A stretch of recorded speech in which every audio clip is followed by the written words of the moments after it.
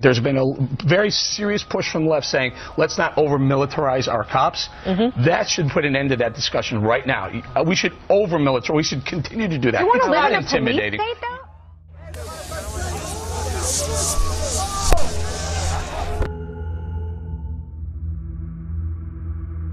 People across the globe mourn the victims of the Paris attacks. The leaders of the US and UK are using the atrocity as a pretext to launch another offensive on privacy. After the two met together, they have announced that a new global anti-terror policies will be enforced. British Prime Minister David Cameron particularly made clear he wants more legal ways to listen to people's phone calls and monitor internet use. 10,000 troops will be deployed across the country, an unprecedented measure that underscores the lingering threat of further attacks. Parts of Belgium look like militarized zones today. Troops took over the streets and took over from police, providing well-armed protection of potential terror targets. There was a time when governments tried to be hush-hush about their surveillance capabilities and plans, sensing that many people would be unwilling to sacrifice their privacy in the name of security. But not anymore. While on a tour of the Department of Homeland Security, US President Barack Obama has unveiled proposals to strengthen cybersecurity laws after recent hacking attacks against Sony Pictures and the federal government itself. Just yesterday, we saw the hack of a military Twitter account and YouTube channel. No military operations were impacted, and it's a reminder that cyber threats are an urgent and growing danger. It's the great debate that continues. We're talking about your privacy versus your protection. All new tonight at 6, a new tool police agencies can use to look directly through the walls of your home. It's technology right out of science fiction. Seems kind of like some movie technology or something like that, because I've never actually seen it in person. But we're not living in Gotham City, and this technology is real. This handheld device called the Range R can see through walls. It's already in the hands of dozens of police departments across the country. Hey, remember the gesture-controlled computer screens in the sci-fi thriller Minority Report? Well, something like this could soon become a reality. Apple has been granted a patent for a 3D gesture control system. It uses a camera to track your hand movements, which could eventually control a TV. The technology could also be applied to the iPad or Mac computer.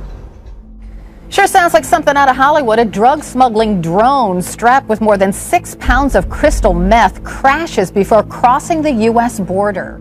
Well, maybe this is something we could do right here in Detroit. The government is looking for help in developing advanced drones. DARPA has issued a call out to experts who can create the algorithms needed to make these types of vehicles a reality.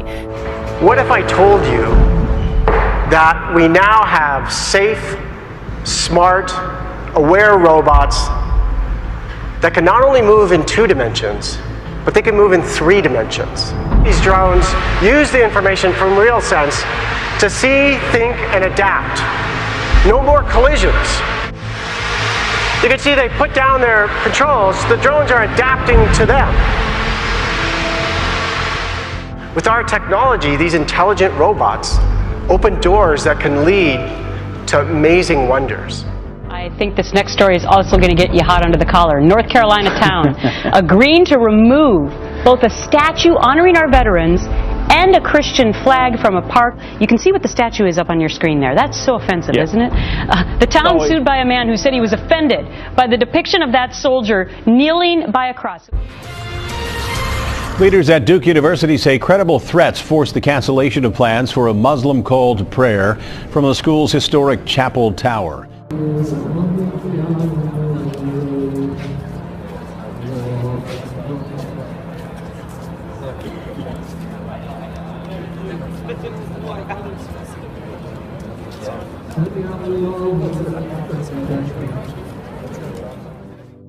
A Siena poll released today shows 49% of New York voters want Common Core stopped. And tonight, the fight against the curriculum became emotional at a local school. We've heard of students opting out of the Common Core standardized testing, but tonight a teacher is asking to opt out. I must go on record as strongly objecting to this test. This is not developmentally appropriate for my students, and I find it cruel and harmful to suggest that it is. My Little Pony fans embrace the toys and animated TV shows for their lighthearted nature and focus on sweet concepts. A Kickstarter project takes the My Little Pony toy look and applies it to a series of hell beasts bent on the destruction of the world, and is now getting more ambitious by offering the 4 horses of the apocalypse. Stewards of the symbolic doomsday clock are ringing the alarm about rising world threats. A survey of trends by the publication Bulletin of Atomic Scientists has placed the current time as 3 minutes to midnight. Based on their observations, the members of the Bulletin of the Atomic Scientists Science and Security Board find conditions in the world to be so threatening that they are moving the hands of the doomsday clock 2 minutes closer to midnight. It is now 3 minutes to midnight. The terrorist attack in Paris galvanized the world and sparked overwhelming sympathy. But the reaction to a massacre in Nigeria at the same time has been much different, even though many more people died there. Nigeria has also been grappling with a number of deadly terror attacks. Militants from Boko Haram have laid siege on villages in the north, killing hundreds, possibly thousands of people. Richard, the other news in the Middle East today was the government of Yemen has officially fallen. Right now we have 2 countries in the Arabian Peninsula where their future is very uncertain. In Yemen, the president resigned. His house was surrounded by rebels, and he effectively threw in the towel. He decided he didn't want to fight anymore. Late word from overseas tonight of the passing of a major figure in the Middle East. King Abdullah of Saudi Arabia has died at the age of 90. The Saudis are looking at the Iranians in the north, the Iranian allies, which is essentially Iraq, Syria, and Lebanon on one side, and Yemen now to the south and west under Iranian dominance. It's a loss of an ally against al-Qaeda, and it's a huge geopolitical gain for Iran, extending its influence over Arab states. Iran here in the east. You know about its influence here in Baghdad. We followed that for years. You know about its influence in Syria, backing Assad, the leader there, and you know its support for Hezbollah in the country of Lebanon. And now in the past week alone, you have Shiite-backed leaders here in Yemen throwing the country, or the government rather, out of power. And the sphere of influence here around this entire area, with Saudi Arabia now right here in the middle in the death of its king last night, or overnight, I should say, and just tucked away here in the left-hand corner is the country of Israel.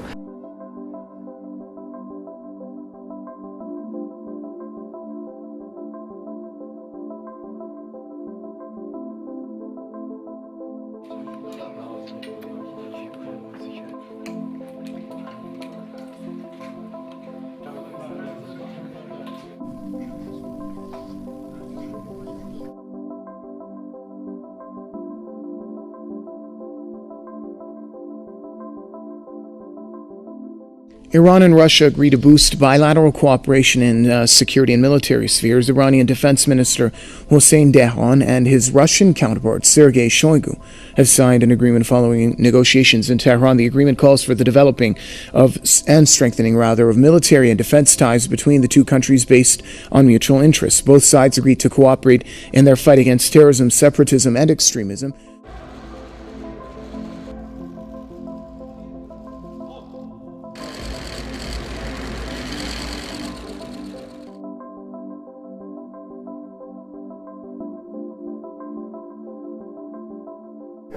The high-level visits, which are becoming much more frequent between Turkey and Ethiopia, have gained a significant momentum in the recent times. We are organizing these visits and talks in several vast areas, such as the military. Today is the start of a new era between Turkey and Ethiopia. Interesting comments, some would say shocking comments from Pope Francis this morning in response to the French terror attacks, implying free speech is not acceptable when it insults religion. Here's the direct quote. Here's what he said. One cannot provoke, one cannot insult other people's faith. One cannot make fun of faith. In freedom of expression, there are limits.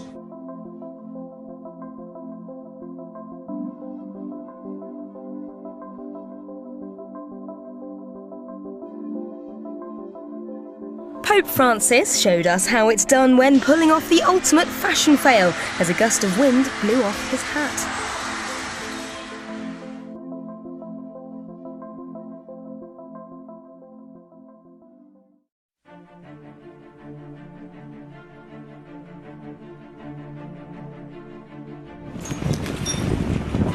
This graphic footage, which some viewers may find disturbing, shows the carnage left in the wake of the latest heavy shelling in eastern Ukraine. At least 20 people have been killed in what's reported to be 3 separate attacks on the government-held city of Mariupol.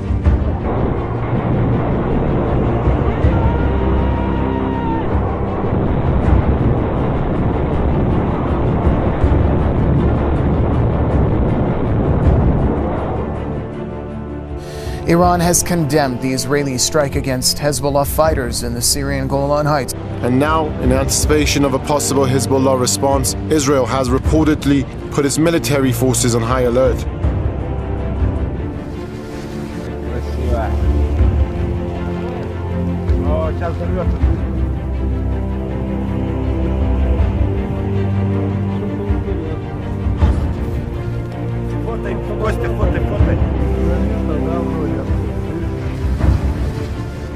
This asteroid is called 2004 BL86. Asteroids come by the Earth frequently, yes, but this is a medium-sized one, so it's larger than the average asteroid. A big one is coming close to Earth, but no need to fret. There is no chance that this space rock will collide with our planet. By close, we mean more than 700,000 miles from Earth, or about 3 times the distance from here to the moon. Where ice and fire meet. Lava pours out of Iceland's Bárðardunga volcano almost 5 months after its eruption began back in August. The impressive Hurlurain lava field cuts a swathe across the North Atlantic island.